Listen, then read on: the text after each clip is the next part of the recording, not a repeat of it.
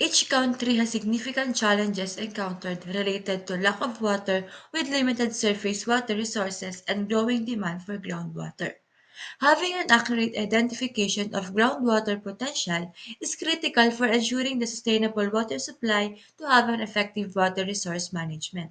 A pleasant day to each and everyone. I am Cyril and Gerlin Companion and will discuss the groundwater potential mapping using geospatial techniques, a case study of Dongeta Rami Subbasin, Ethiopia, authored by Abebe Dibele Tolke. Introduction. Traditional groundwater assessment methods. It states that the traditional techniques used for assessing groundwater are costly, time consuming, and require extensive data. These methods are often uneconomical for large scale groundwater studies and may not be feasible in remote or inaccessible areas. There are seven factors across different regions and studies, leading to different methods for groundwater potential zone identification that will be discussed later on. Groundwater in Ethiopia is very important for both rural and urban areas in the said country, especially in arid and semi-arid regions where there is a lack of water. As stated by Quevedo 2013, this region is primarily used for irrigation and domestic purposes due to limited surface water resources. In Ethiopia, sustainable management of groundwater is essential for long-term use and by means of using modern technologies such as GIS and remote sensing to map and assess groundwater potential zones that can significantly contribute to effective and sustainable groundwater management and protection of resources for future generations.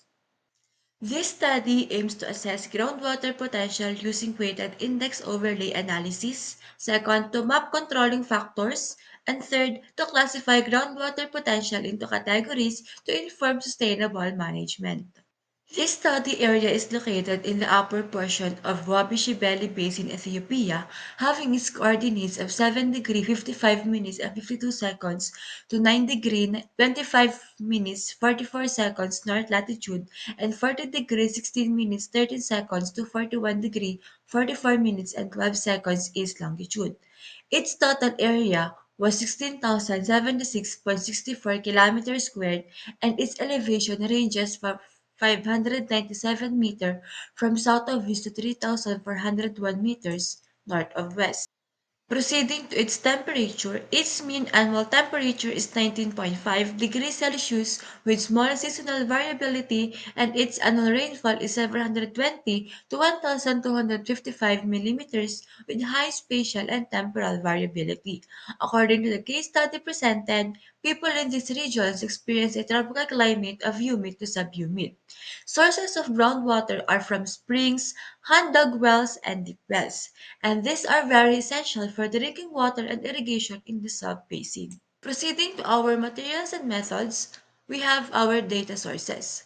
First, the DEM with 30M resolution from SRTM for slope and drainage density. Second, Landsat 8 OLI satellite images from USGS for lineament density and LULC mapping. Third, rainfall data and groundwater well data. Fourth, geological data and soil map from Ethiopian Geological Survey and HWSD respectively.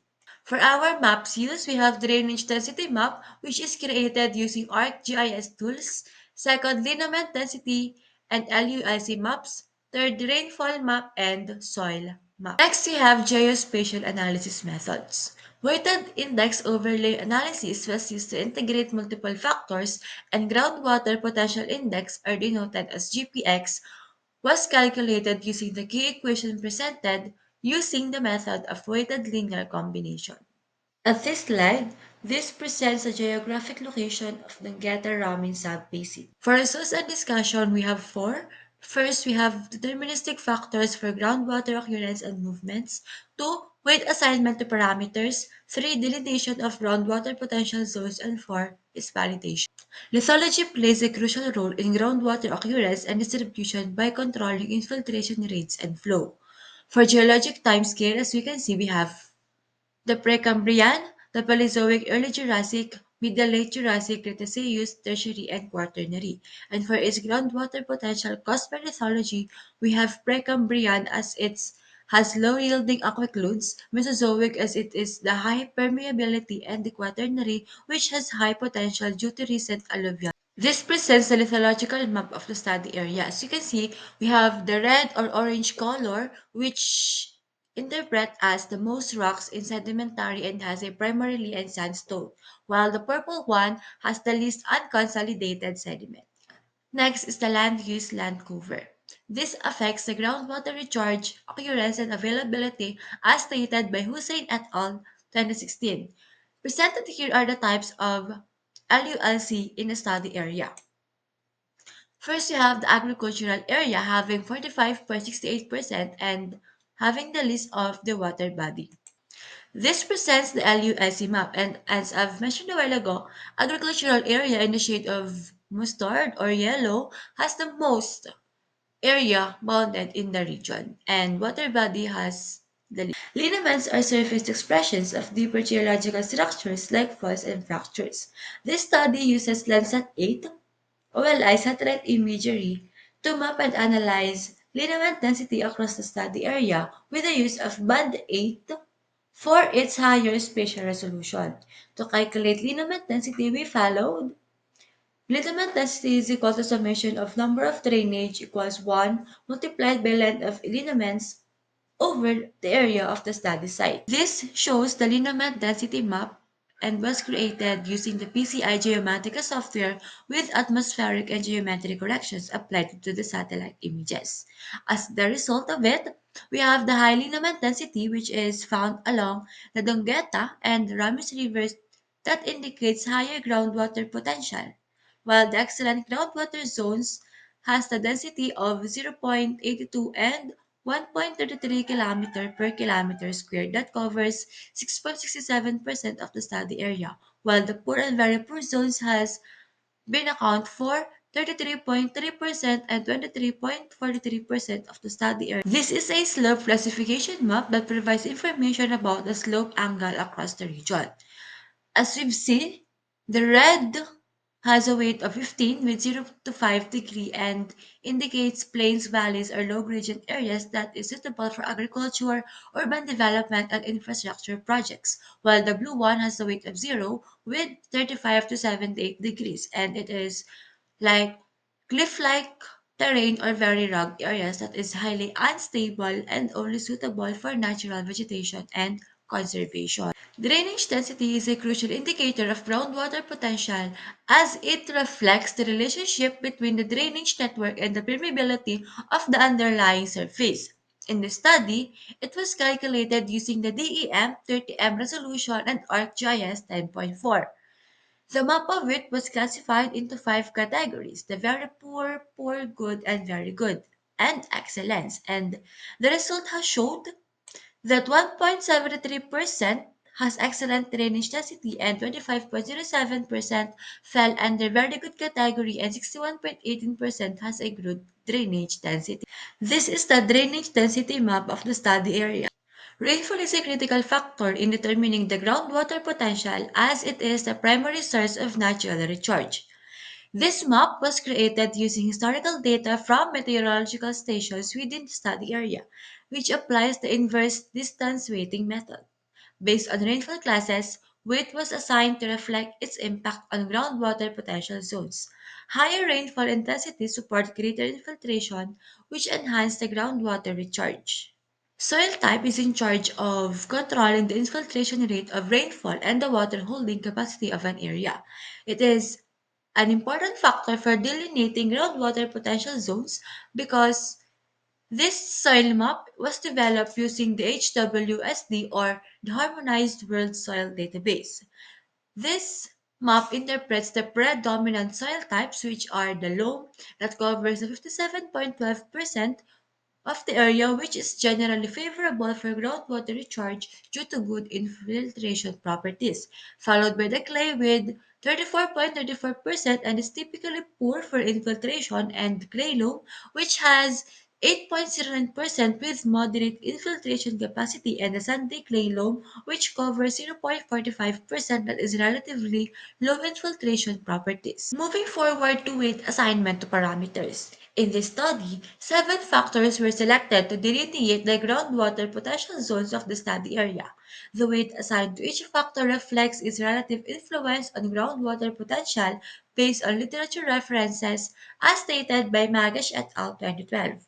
Lithology received the highest weight of 25% due to a significant impact on groundwater storage and flow, while on the other hand, soil received the lowest weight of 7.5%.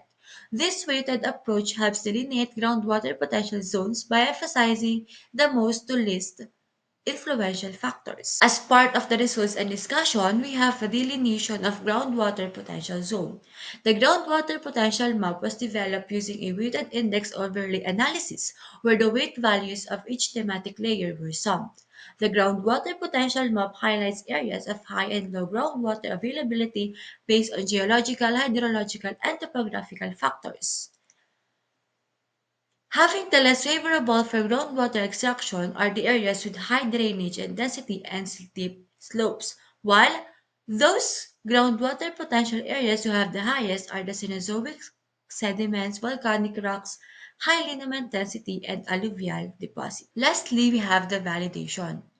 The groundwater potential map was validated using the data from 19 springs, 19 deep wells, and 2 hand dug wells, and with the most data points located in the upper portion of the sub-basin. The weighted multi-factor overlay analysis provides a robust method for mapping groundwater potential as the results aligned well with existing well and spring data, particularly in identifying the high potential groundwater zones. As the validation results, 89% of the springs with static water levels at or near the ground surface were located in good and very good groundwater potential zones. Hand-dug wells in shallow static water levels correspond with good and moderate potential zones, and about 58% of deep wells were located in good potential zones, while 42% were located in moderate potential zones. Conclusion. This study highlights the effectiveness of remote sensing and GIS for mapping groundwater potential in Ethiopia, which provide insights for groundwater resource management. Groundwater potential map was validated using spring, hand dug well, and deep well data. The correlation between the map zones or the data from these sources were found to be satisfactory, confirming the reliability of the results. The integration of multiple environment factors with a weighted overlay analysis has proven to be an efficient method for identifying high potential groundwater zones. However, additional research on groundwater recharge and water quality will enhance the reliability and applicability of this resource for sustainable groundwater exploitation. Recommendations. Groundwater recharge. Future studies should focus on quantifying groundwater recharge to provide empirical evidence of groundwater potential. Second, water quality and suitability. Investigations on the quality of groundwater and its suitability for different uses such as drinking, agriculture, and industry are needed. Further investigations, while the study provides a good foundation for groundwater resource exploration, further research is recommended to ensure the reliability of the findings. This provides the acknowledgements, disclosure statement, and the citation of article. And this is the summary of a published article of Abebe de Belle Talke entitled Groundwater Potential Mapping Using GIS Spatial Technique, a case study of Dungeta Rami Subbasin, Ethiopia. Thank you.